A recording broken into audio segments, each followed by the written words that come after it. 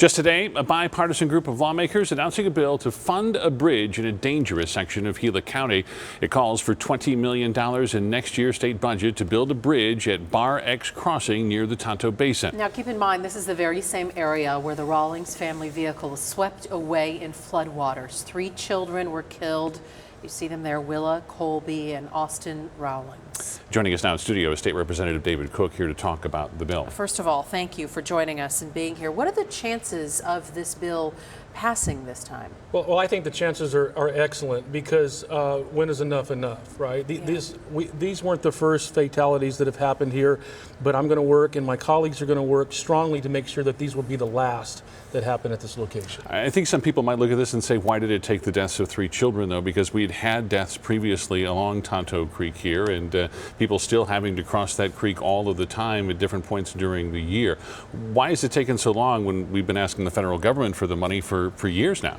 I can't speak for the federal government, but I can lay the blame at the federal government's feet at this time with the information I've had. I've written letters to the Tonto National Forest Service office asking them for any and all information obtained to this that they've had with the county or anybody about getting this work done. I haven't even received a response back yet from December the 3rd. I wrote the same letter to the Gila County government asking them for the same information.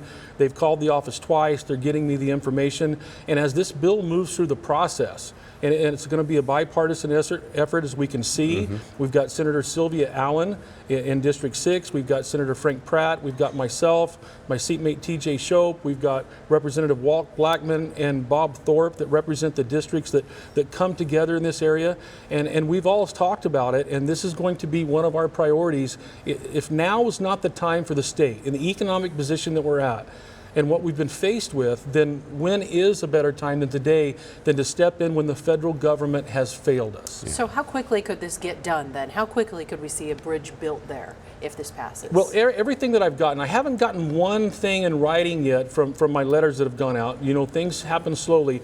But what I've been told verbally is that it can happen within 6 months. Wow. Now, I'm a little skeptical of that because remember, we're going to do some other infrastructure in the timelines of the state, like from the 24 expansion to Ironwood's going to take 2 years to do. I'm surprised with that.